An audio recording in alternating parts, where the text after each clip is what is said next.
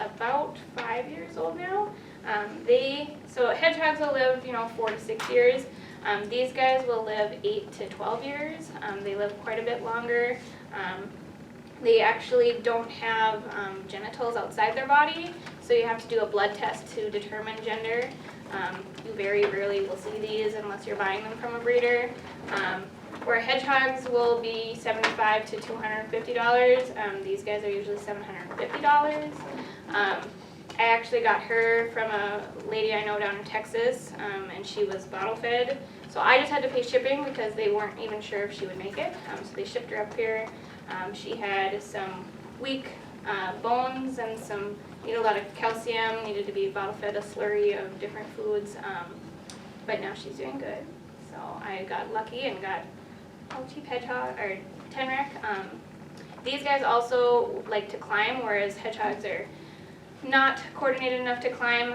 They'll try to climb and they end up hurting themselves, so they need to be in a non-wire cage.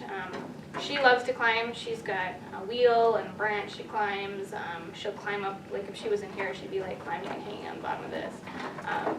She's like climbing and clinging to my hand here. So, yeah. Their main ailment is going to be metabolic bone disease if they're not given enough calcium. Some people even put UVB on them. And then they also can go into hibernation, which same with hedgehogs, which you don't want because they're captive, they're not meant to go into hibernation.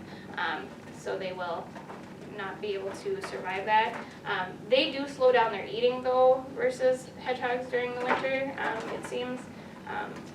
But she doesn't go into a full hibernation. And then mites could be a common ailment with them too. You probably very rarely will see a lesser tenrec come in. Like I said, they're usually expensive, so not very many people own them. And a lot of people don't even know they exist. So, any questions about her? or anybody in general? And her diet is the same, although she does eat crested gecko food also because she's been very picky. And then she loves her live insects. So they're more so insectivores than carnivores, whereas a hedgehog is going to be more carnivore than insectivore. Yeah. And then I brought a common little thing just because I normally always have one at home. So this is just a dwarf hamster. This is Nugget. Oh. Yeah. And so hamsters are going to be something that you're commonly going to see. They're not very long-lived. The main thing that you'll probably see with them, again, is cancer, or like mouth problems with their teeth, dental issues again. And she just eats normal hamster food. I call these the dwarf hamsters loafs because they kind of just like are a little loaf in your hand. So, does anybody have a hamster? That's like a common pet. No. Any questions about hamsters? Okay. So those are all the exotic pets. Hamster not so much exotic, but still a small pet. She got to come with. And so now, next I have the reptiles. Let's see.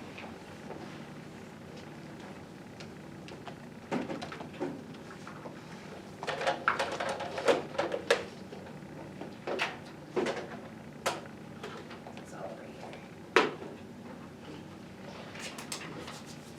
Okay. How am I doing for time? Okay. You have about 13 minutes. Okay, well, I will try my best. If I go over, it's a little bit okay. Yeah, and if you guys are welcome to stay if you can. If you need to go, certainly go to your next class as well. I think maybe the other class has more time, that's why more than the lab. So I was Yep. thinking like my Yep. time limit, Mhm. so I probably brought a little bit more than I. That's all right, we don't mind. Yeah, so these are reptile, well, this is an amphibian, tree frog. Yes. I'll start with him. So I have two frogs. I have a Pac-Man frog and a tree frog. Also very common. You might not see them come in because, again, not very many people take their frogs to the vet. The main issues with them is going to be dehydration, fungals, parasites, depending on what they're feeding their frogs. Yeah. So this is a white tree frog. They can get quite a bit bigger. This is a male. How you tell male and female is the males will croak and sing. So he does like kind of a little song at night in my pet room. Yeah, any questions about frogs? Females can't make noise? They can make noise, but they don't make like the song croaks, yeah. And it's usually, so the males, what are you doing? He's calling for the females usually, and we don't have any females at home, but that's how you can tell with the tree frogs. So, yeah. Okay, so this is an African fat-tailed gecko. Sometimes you'll see these in the pet stores. They're going to be a little bit smaller, usually more tame than a leopard gecko would be. Same exact care as a leopard gecko, and same diet. So the frog here eats just insects, so crickets. The fat-tailed gecko, he's kind of picky. He'll sometimes eat mealworms for me, but usually just crickets. And this is Grunt. I've had him 8 years now. Main issues with them is going to be metabolic bone disease, mouth rot, sometimes mites. They're a little bit more common now than they used to be, so you might be seeing these come into the vet. Yeah, any questions about him? Back down. And you're welcome at the end to come up and look at all these and take pictures. I don't have to run out of here or anything. This is Chester. He is a leopard gecko. These you'll probably see come in because they're a lot more common. Same exact issues you'd see with like a fat-tailed gecko. Could have metabolic bone disease, mites, fungal infections, mouth rot. He's a little bit more flighty than my fat-tailed gecko, as you can see. Yeah. Questions about leopard geckos? Does anybody have a leopard gecko? I know NDSU has a lot of leopard geckos that they work with, so. And again, he eats just insects. You wouldn't want to give any of these guys here vegetables. It would cause digestive tract issues for them. They are strictly insectivores. So she was crabby when I put her in here, so she's probably going to be crabby again. Oh, So this is an ornate Uromastic. This is Thimble. She is a little overweight, I will admit. A little overweight. They're normally not quite this fat.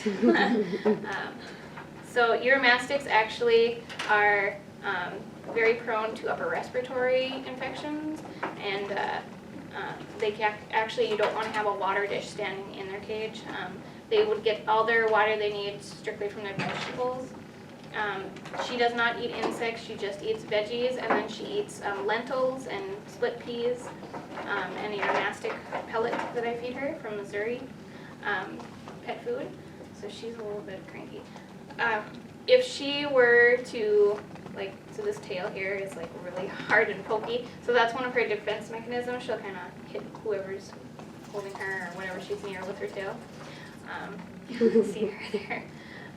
So the main issues with them that they can get is fungal infection again, or upper respiratory infections. And you might see these guys, they normally come from breeders, not so much in the pet stores. Is it common for them to get overweight? It is because they love their food. And she was pretty small when I got her, and so I tried to like bulk her up, and it worked too well. But it's really hard to kind of put her on a diet because she wants to eat every day, so I just kind of give her a little bit less like veggies than I normally would. But yeah, she's not too bad overweight. Like, she can still get around. I've seen much worse obesity in bearded dragons. Not so much Uromastics, but yeah. Questions about them? Maybe who's making a bunch of noise down there.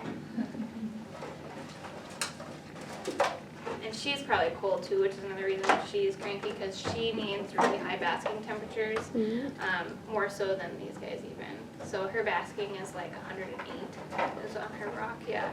So she's probably really cold, which doesn't help her right now. This is a common critter here. Open it.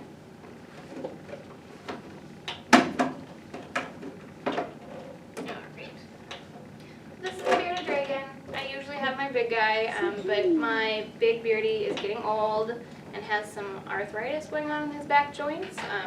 So he just prefers not to come out, especially when it's this cold anymore. So this is Drax. my baby Beardy. He will get much bigger than this. This is probably something for reptile-wise that you'll see come through a lot. They're very common. A lot of people have bearded dragons. They tend to have a lot of issues with, again, upper respiratory, mouth rot, fungal infections. Yellow fungus is something that it seems to affect bearded dragons a lot more than other reptiles, which is usually a death sentence when they get it, just because it's hard to handle because it spreads so fast and affects them very badly. And then mites, eye infections. Bearded dragons seem to have a lot of more issues that I've seen than other ones. He actually had an eye infection when I bought him. I usually don't buy from pet stores, but I saw him at PetSmart and I did purchase him. And he had an eye infection, so we had to take care of that. It was because he got bit in the eye by one of his cage mates. So bearded dragons should never be housed together. There's a lot of people that say, oh, that they grew up together, they're fine. Bearded dragons can do a lot of damage to another dragon. I have my big male at home actually is missing a whole leg because his tank mates bit it off. So beardies have teeth. They can do damage to tails and feet and eyes and all sorts of areas. And they will, at some point, become aggressive, whether it's from food or mating season, and they can sense it. So yeah, I just don't recommend them staying together. Yeah, any questions about beardies? I see they come through a lot. So, and he'll get, depending on his genetics, anywhere from 18 to 24 inches long from nose to tail. And my one at home is 19 inches. Oh, and he eats, so as a baby, they will eat 80% protein and 20% vegetables. As an adult, you flip that, and they get 80% vegetables and 20% protein. So my adult one at home gets mostly salads with insects like a few times a week. So Drax here gets insects every day, and then he gets veggies a couple times a week. Yeah. What age do you consider them adults? It goes usually by size, depending on how fast they grow, but also, like, I would say about 6 months, because that's when they mature sexually. But with these guys, if you don't know their age, I would go by size-wise. So if they're, anything smaller than 8 inches, I would probably be a baby, and anything bigger than 8 to 10 inches would be an adult. Any questions about that?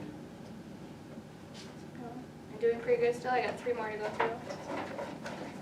Okay. And this is also another common reptile. This is, know what this is. Most people know what this is. Crested gecko, yeah. So this is a crested gecko. He does not have his tail. I got him without his tail. That's a defense mechanism of theirs. They will drop their tail, and unlike other geckos, will not grow it back. So if the fat-tailed gecko or the leopard gecko lost their tail, they'll grow it back. But crested geckos do not grow it back. This is Sassy. He is usually, well, as a baby, he was much more jumpy, but now he's pretty good. He's been to a lot of different presentations with me. And he is actually fired up right now.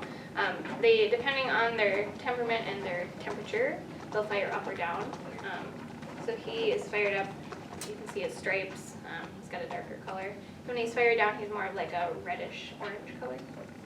So, yeah. And he eats just crested gecko diet, which is like a fruit paste, fruit powder that I mix into a paste. Some people feed them insects. It's not necessary because now they make the crested gecko food with insects mixed in with them.